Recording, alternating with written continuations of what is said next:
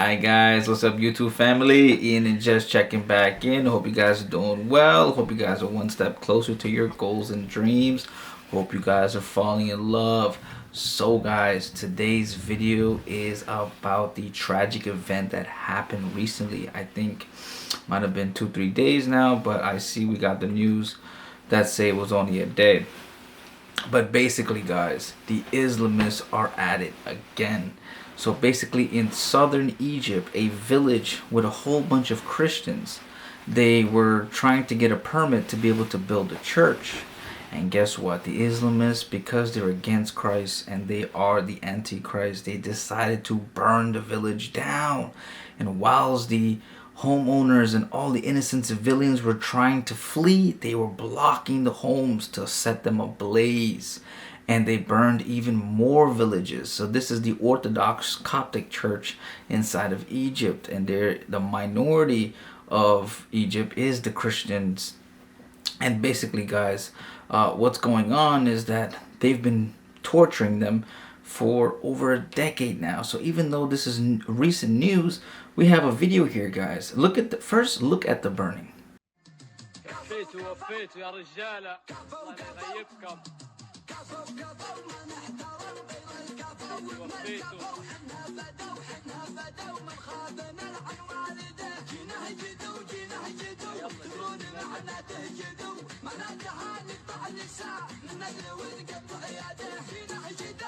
So guys, as you can see, that is just a terrible, horrible sight. But look at this other clip here, guys. A rash of attacks against churches and Christian-owned businesses and even a Christian-owned orphanage by people who are suspected to have been the Islamists or supporters of President Mohammed Morsi.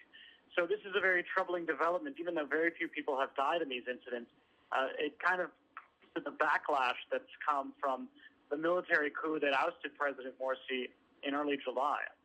Okay, another bit of news this morning. The AP is reporting Egypt announced the arrest of the supreme leader of the Muslim Brotherhood, dealing a blow to the Islamist group.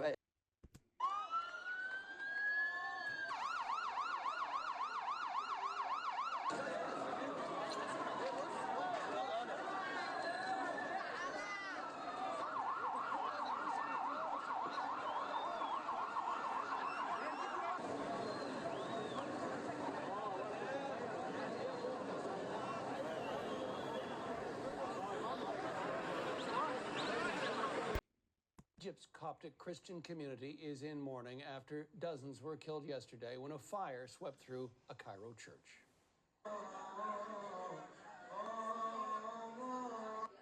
A mass funeral was held for the victims of the fire, many of whom were children. At least 41 people died and dozens more were injured. Rebecca Caller joins us now from Beirut with the latest on this.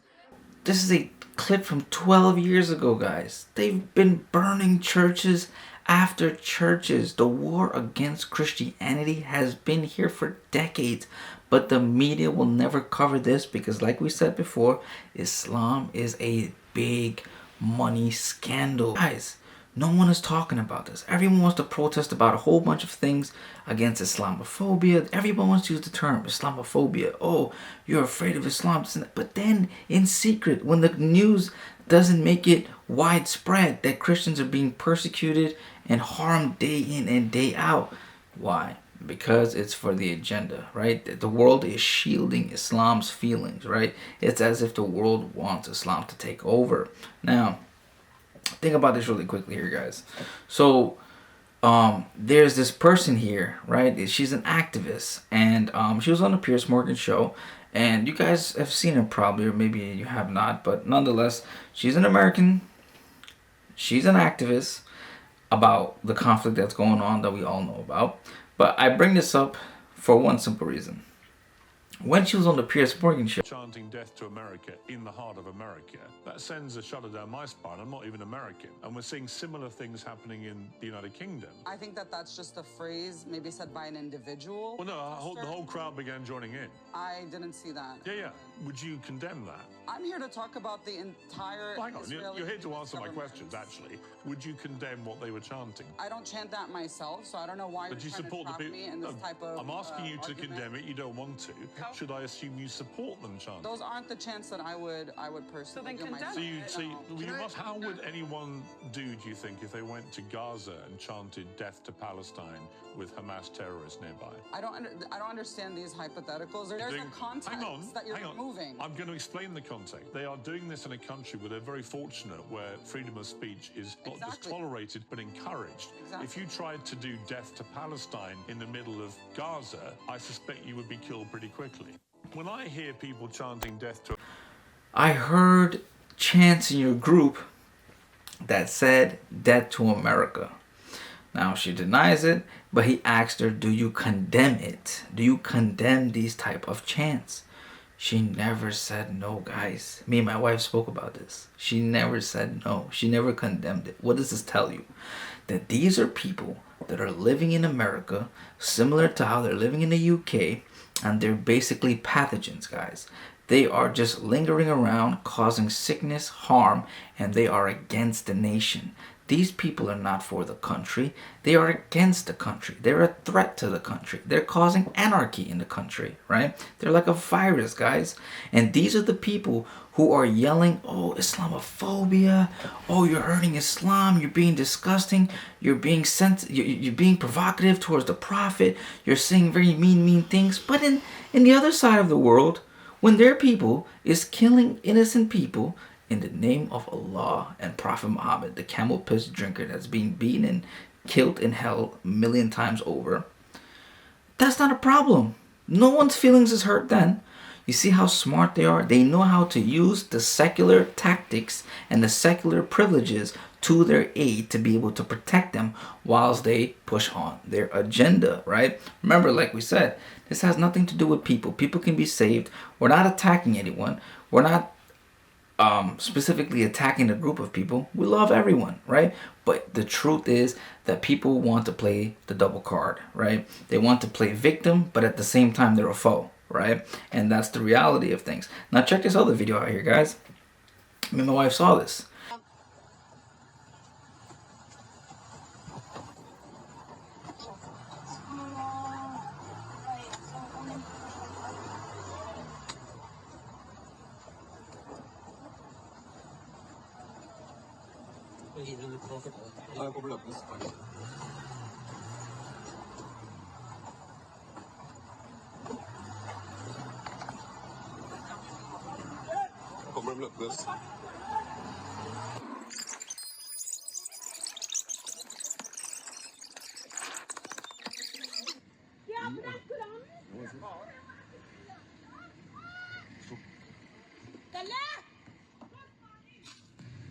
Shine, for meg, stopp. Her blir det rolig. De kjøper og kjører på Lars her. Her er det action. Det her må miste førerkortet for. Stopp.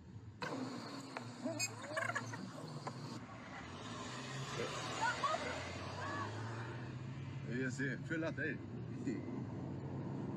Som har skjedd da, skjer det her nå, det bare skjer hva som skjer. Her er det skikkelig, her er mordforsøk. Der er mordforsøk! Hva faen? Stopp her. Det er oss.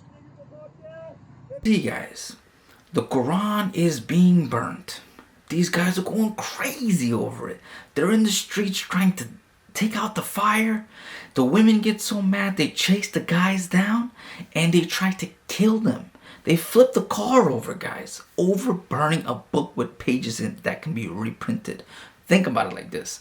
They're willing to go to the extent of harming people for burning their religious book.